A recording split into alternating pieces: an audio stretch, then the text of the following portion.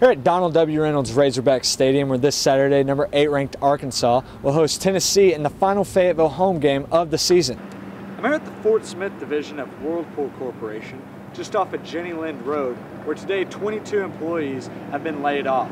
This location is one of 3 in Fayetteville, as well as one of 50 in the state of Arkansas alone that has received a permit to sell beer. The temperatures have been low and raining most of this week, but for Saturday the forecast calls for mostly sunny and temperatures in the low 60s. Reporting for UATV, I'm Zach Turner.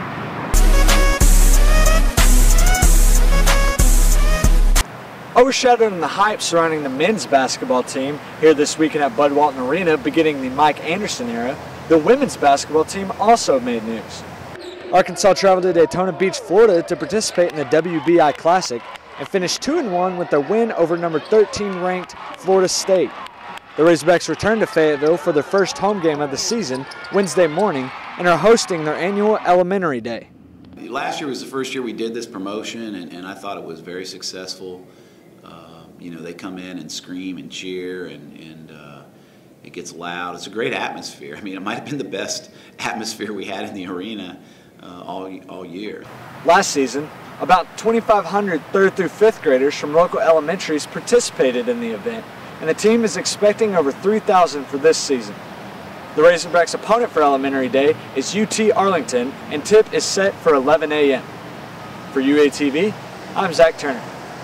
I'm here on the Dixon Street side of the Old Main Lawn on the campus of the University of Arkansas, where, as you can see behind me, construction crews have started on a temporary road across the lawn. Now, the road will provide access to construction crews that will be going to Vol Walker and Ozark Hall. The university has already approved a $60 million renovation of these 2 halls. The initial route of the project was supposed to enter in from the Arkansas Street side directly in front of Old Main. But after some protests and logistical situations due to high volume of traffic that could possibly come from this, an alternate route was moved to enter in here on the side of Dixon Street. Construction has brought on much controversy, however, as protesters are warning against the fact that this could be degrading to the lawn and the historical preservation of the site. Now, the project is estimated to take about 2 years.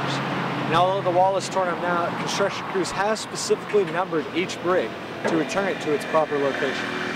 Reporting for UATV, I'm Zach Turner.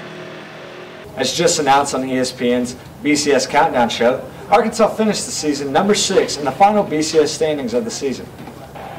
Due to BCS rules, Arkansas doesn't get the chance to play in a second consecutive Sugar Bowl in New Orleans, but that doesn't mean the bright lights won't be on the Razorbacks. Arkansas will make its 12th appearance in the Cotton Bowl against number 8 Kansas State at Cowboys Stadium. Cotton Bowl is probably the best bowl that Arkansas could have got in. It's on its own day, has a lot of exposure. It's close for Arkansas fans. Really the best possible scenario it could have worked out for the Hogs. This will be the 5th meeting between the 2 schools and the first since 1967. Again, we broadcast on Fox Sports January 6th at 7 p.m. Reporting for UATV, I'm Zach Turner. Here at Donald W. Reynolds Razorback Stadium, where this Saturday, number 8 ranked Arkansas will host Tennessee in the final Fayetteville home game of the season. The Razorbacks on a current 5-game winning streak and face a Volunteers team that is yet to win a conference game. Now, unlike last Saturday's home contest against South Carolina, the game against Tennessee has already been sold out. You know, it does encourage me more to know that, you know, my last home game here, it's going to be sold out. So, you know, we're going to try to put on a show for our fans. Kickoff time is set for 5 p.m. on Saturday, and beforehand, Arkansas will be honoring its 17 senior Razorback football players as part of its annual senior night. Now, temperatures have been low and raining most of this week, but for Saturday, the forecast calls for mostly sunny and temperatures in the low 60s. For UATV, I'm Zach Turner.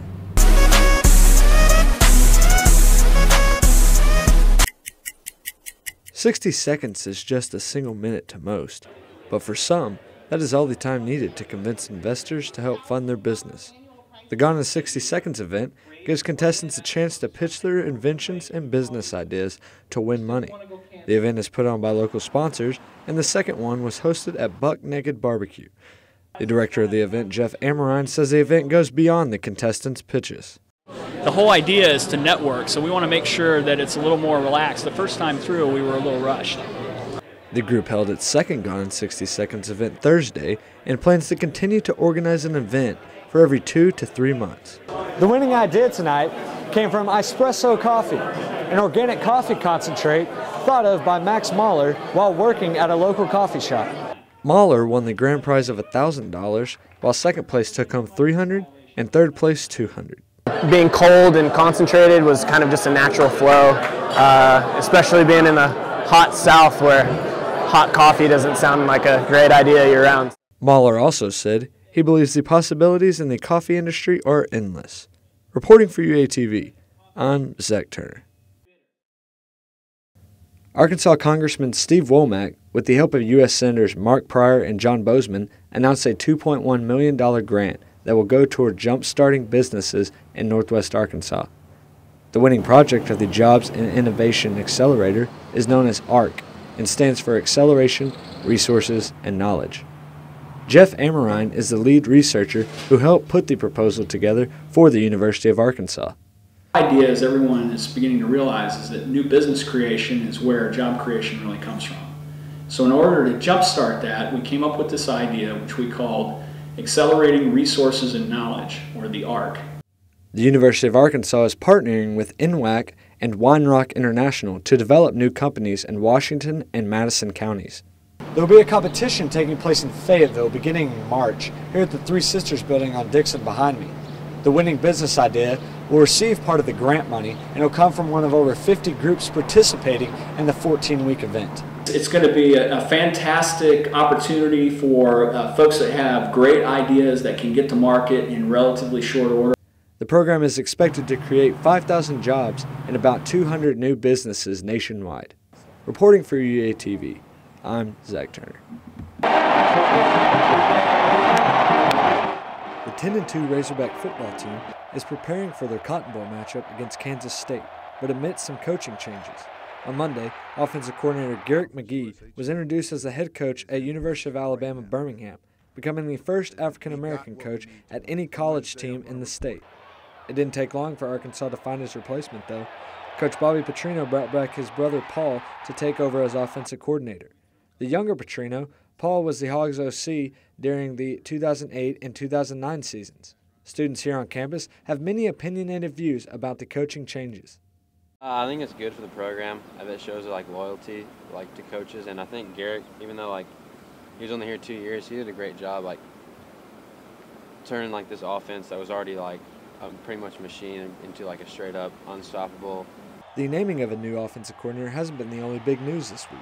Defensive coordinator Willie Robinson resigned on Tuesday, leaving a position he held each of the 4 seasons Petrino has been the head coach at Arkansas. Robinson's defense was ranked 9th in the Southeastern Conference in both total and scoring defense in 2011. The firing of Willie, I think that was good. I think we need somebody new on defense for sure. Whether or not people think he was doing an okay job, I think got overshadowed by our offensive success. It's not yet known if newly hired Paul Petrino will coach in the Cotton Bowl, but Willie Robinson will not be staying on board for the Hogs game in Dallas. I'm a little worried because last time it was like this was 2008. We were in the Cotton Bowl against Missouri with all the Houston Nutt stuff going on, and we ended up having our defensive coordinator coaching us, and that didn't go down well. In addition to those 3 coaching changes, Arkansas Special Teams coordinator John L. Smith accepted the head coaching position at Weber State University in Utah, a place he used to play during his college days. Arkansas is yet to name a new special teams or defensive coordinator. Reporting for UATV, I'm Zach Turner.